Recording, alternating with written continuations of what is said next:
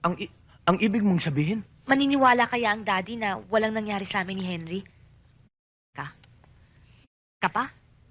Nakahanda ho akong magpatingin sa doktor para matapos na lang ang gusot na ito. Will it be alright with you? Announcing the arrival of Flight 153 from Manila.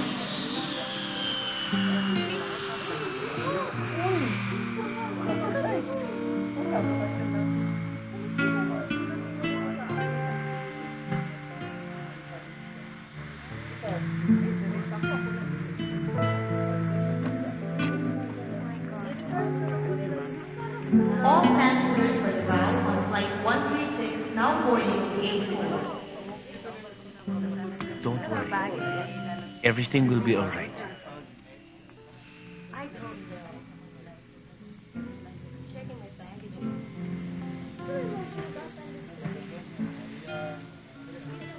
The final passengers on Flight 150 for Manila now boarding Gate 2.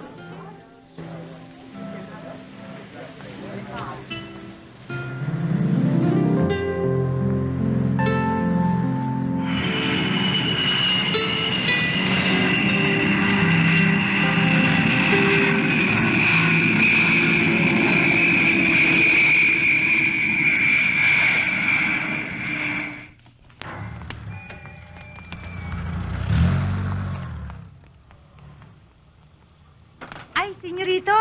Oh, yung mga bagahe ha. Ah, Meron pa sa harap. oo, senyorito. Oh, kayo na Ara? bala dyan. Oo. Halika.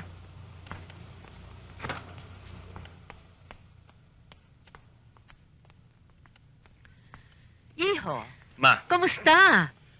Ara, Hi, tita. Iha, kumusta ka? Mabuti ho, tita Amelia. Ma, dito muna tutuloy si Ara. But of course!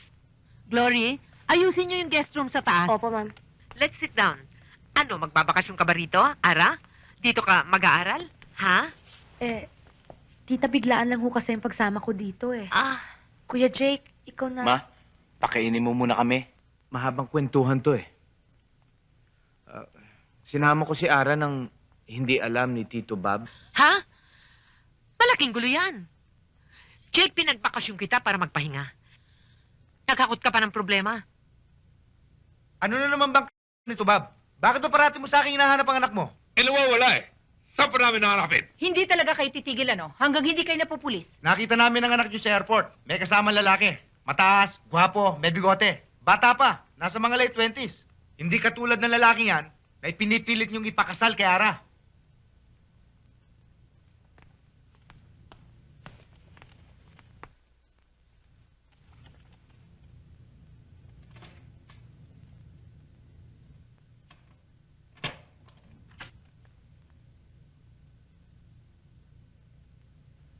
Ano sa palagay niyo, Ma? Tawagan ko kaya si Tito Bob. Ewan ko. Di ko alam kung ano magiging reaksyon ni Bob pag nalaman niyang sa'yo sumama si Ara. Hindi ko maatim na pabayaan si Ara. Mabuti nga't nagtiwala siya sa akin eh. Kung naglaya siya mag-isa, lalo siya mapapahamak. Kaninang hindi ko pa alam ang iskandalong kinasangkutan niya, magaan ang loob ko kay Ara. Pero ngayong naikwento mo na, para akong nawala ng gana sa kanya. Ma, Sabi ko na nga ba eh, hindi na ako natuto, hindi na ako nadala. Ang husay magdala ng babaeng yan. Ke bata-bata pa.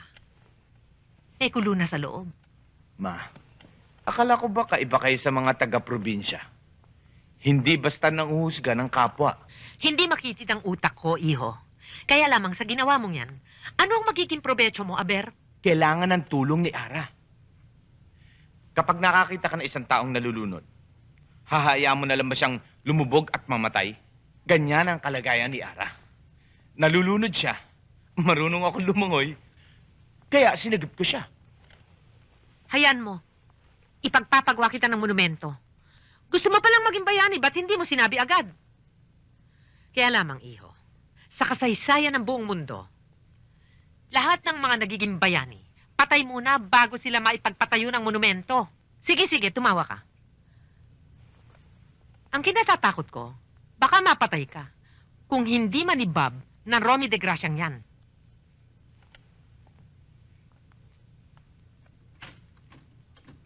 Kaya mabuti pa, ibalik mo na si Ara sa Cebu, sa kanyang mga magulang, sa kanyang mapapangasawa.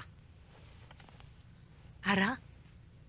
Tita Amelia, Kuya Jake, kung may certification kaya ang doktor na nabirhen pa ako.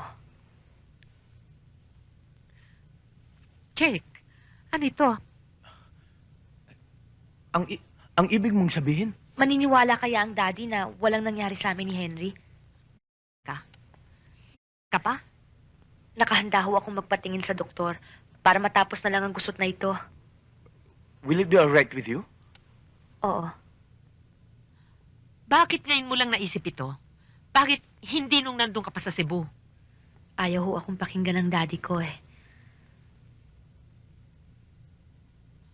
Kailan mo gustong magpatingin sa doktor? Sasamahan kita. Kung pwede ho, bukas.